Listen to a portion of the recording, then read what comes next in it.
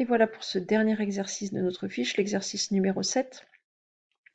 On vous disait qu'on avait une variable aléatoire qui suivait une loi normale d'espérance mu, d'écart type sigma. On ne vous donnait que sa courbe et on avait deux questions sous forme de QCM. Donc première question, on vous demandait quelle pouvait être l'expérience mu.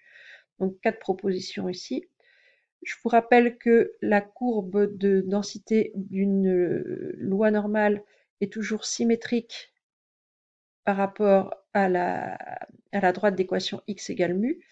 L'axe de symétrie de notre courbe ici, il est là. Et on est à quelle valeur de x? On est grosso modo à 3,5. Donc la première question est assez vite réglée. La deuxième est plus délicate sans doute. Donc la deuxième, on vous disait que la probabilité que x est inférieur ou égal à 1 était égale à 0,106. Donc on va tout de suite représenter l'aire associée à la probabilité que x soit inférieur ou égal à 1. Donc on trace la droite au niveau 1. Inférieur ou égal à 1, c'est l'aire qui est à gauche de cette droite. Et donc l'aire à gauche de cette droite vaut 0,106. Bien, ensuite, on va tout de suite regarder les propositions qu'on nous faisait. On nous disait la probabilité que x soit supérieur ou égal à 6 vaut 0,894. Alors, qu'est-ce que c'est que cette probabilité que x soit supérieur ou égal à 6? Donc la droite au niveau 6, supérieur ou égal à 6, on va se mettre à droite du 6. Donc c'est cette aire-là. Alors, est-ce qu'il y a une chance que cette aire-là soit égale à 0,894?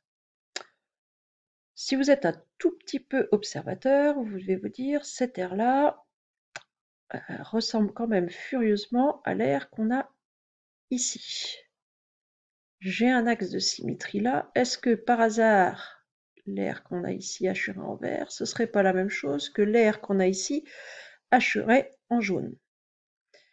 Eh ben, si, c'est la même chose. On peut même le prouver, puisque entre 1 et 3,5, j'ai un écart de 2,5. De la même manière, entre 3,5 et 6, j'ai aussi un écart de 2,5.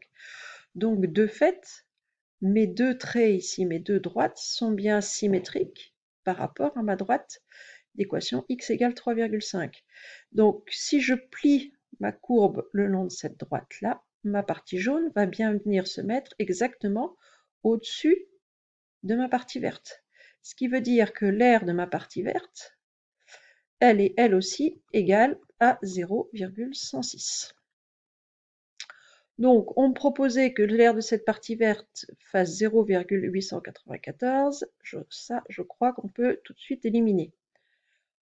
Deuxième proposition, on me dit, non, ce qui va faire, je vais m'intéresser maintenant à la probabilité que x soit plus petit que 6. Donc, l'aire qui est à gauche de la partie verte.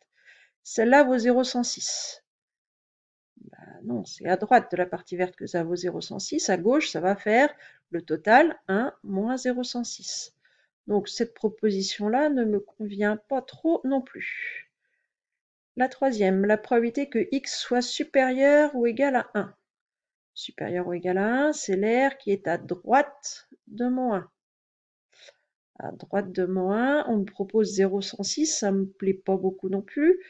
À droite de mon 1, ça va faire 1, le total, moins 0,106. Donc ça va certainement pas faire non plus 0,106. Il m'en reste plus qu'une, donc c'est très probablement la bonne réponse. On va même faire quelque chose qui ne vous était pas demandé, mais qu'on va faire, c'est-à-dire prouver qu'effectivement, la probabilité que x soit entre 1 et 6 est bien égale à 0,788.